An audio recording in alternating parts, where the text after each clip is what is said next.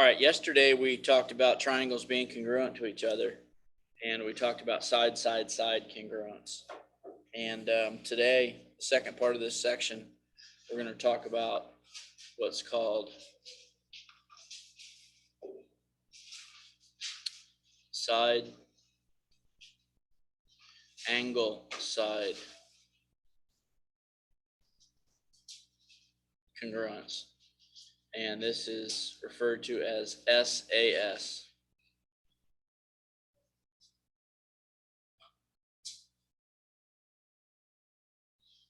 Side angle side congruence. And the rule states that if two sides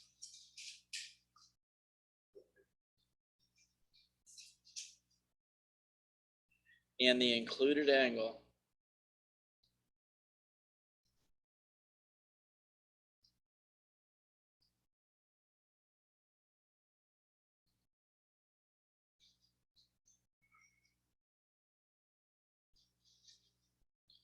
of one triangle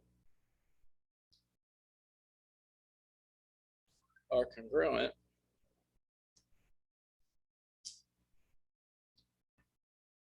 to two sides and the included angle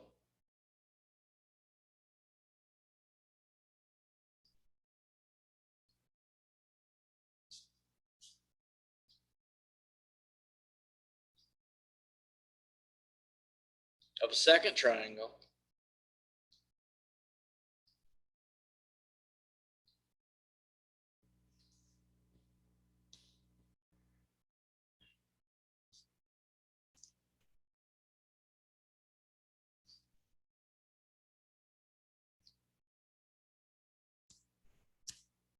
then the triangles are congruent.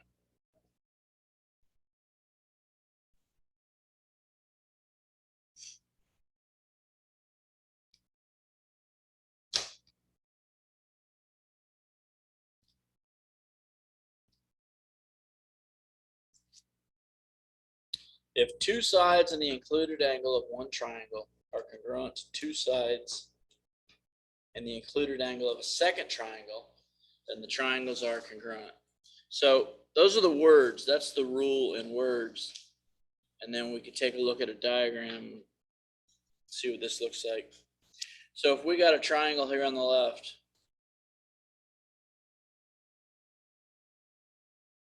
and it's triangle ABC, and then a triangle on the right, triangle FED.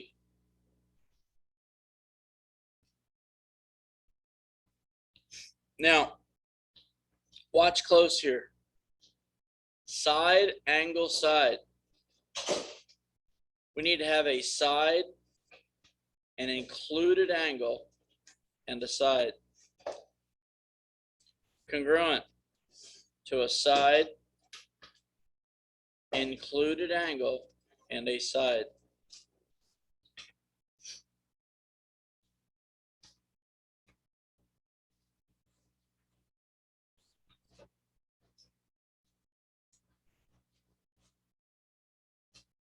The included angle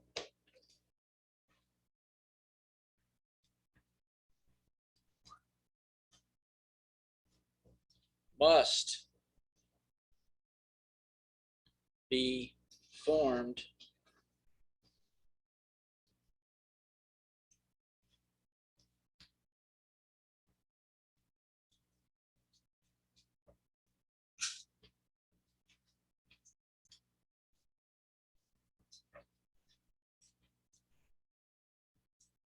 by the congruent sides.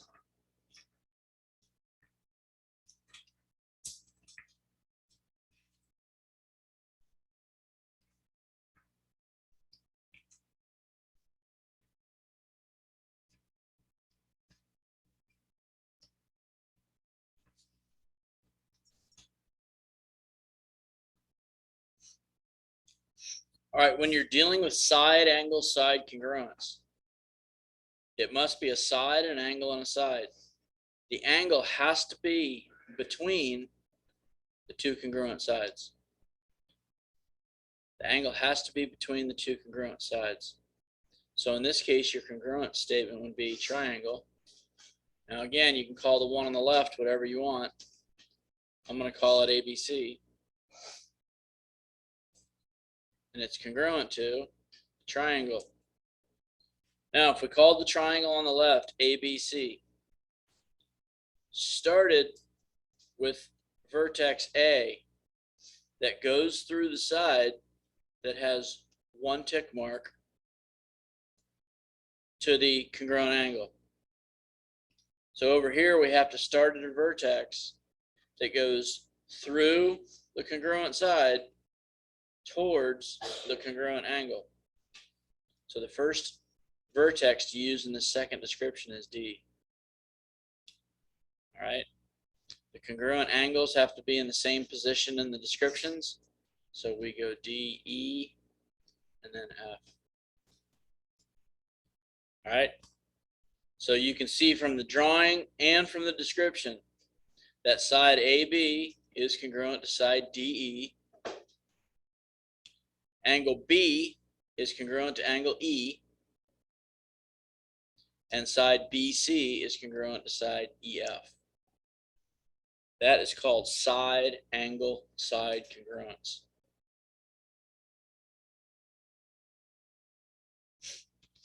Now, let me show you an example of when you cannot use side angle side.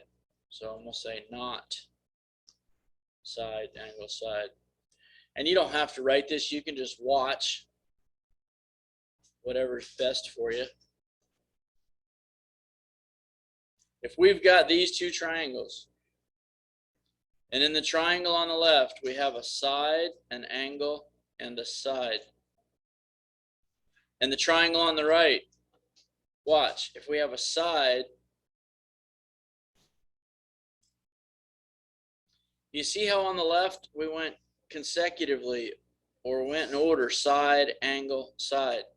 And the angle is between the two sides with the tick marks. And then over here on the right, we called this angle M.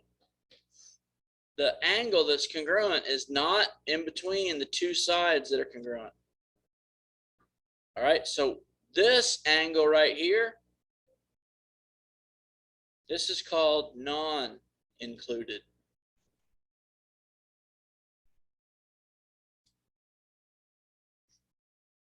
All right, it's not between the congruent sides. All right, so this is an example where you cannot use side angle side to prove that the two triangles are congruent.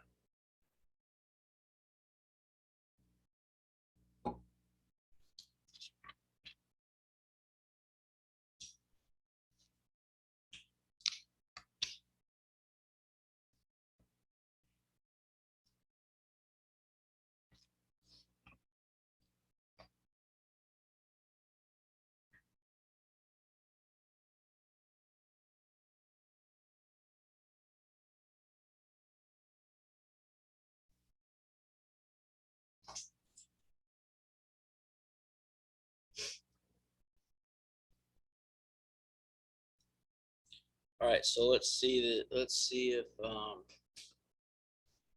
going to find the value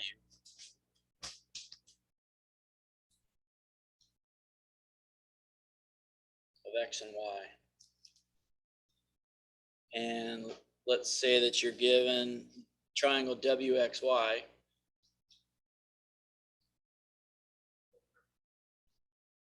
is congruent to triangle WXZ.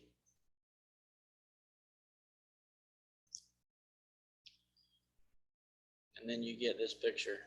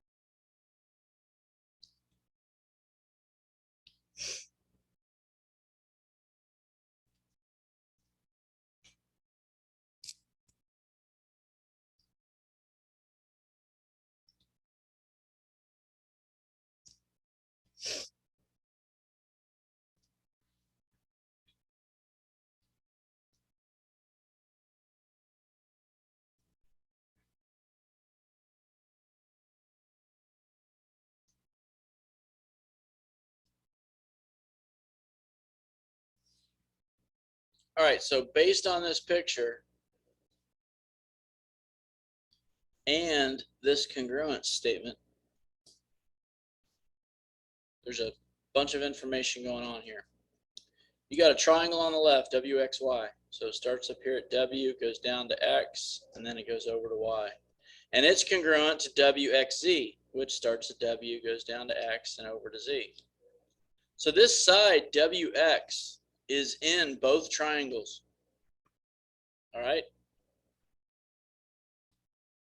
So it's the same in both triangles.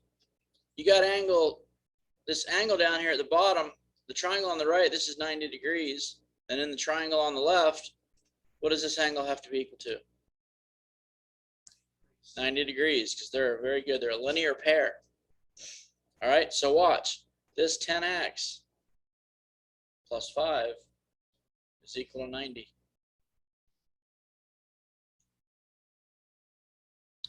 So you can solve for x by subtracting 5 from each side. Your 10x would equal 85. And you can divide by 10.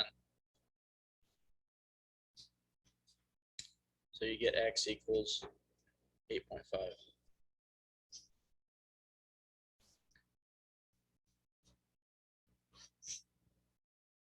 Now, this congruence statement says that xy,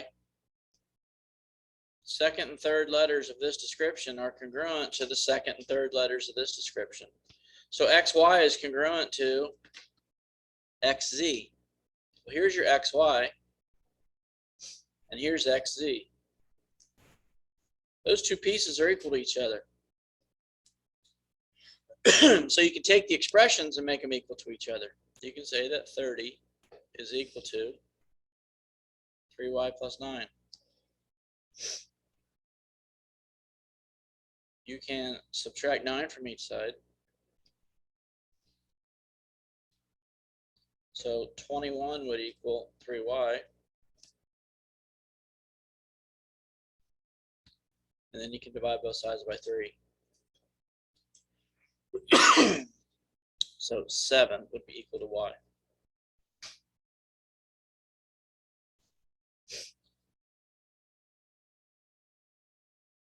All right, so that's using your congruence statement to write equations to solve for variables. All right, so any questions on side, angle, side, congruence, or using congruence statement to write equations?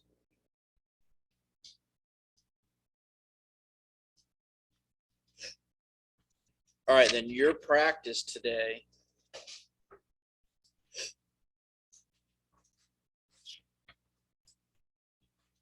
going to start on page 270.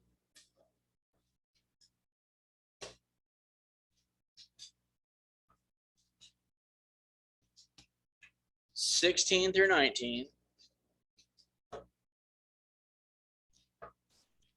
Over on the next page, you're going to do 27 and 28.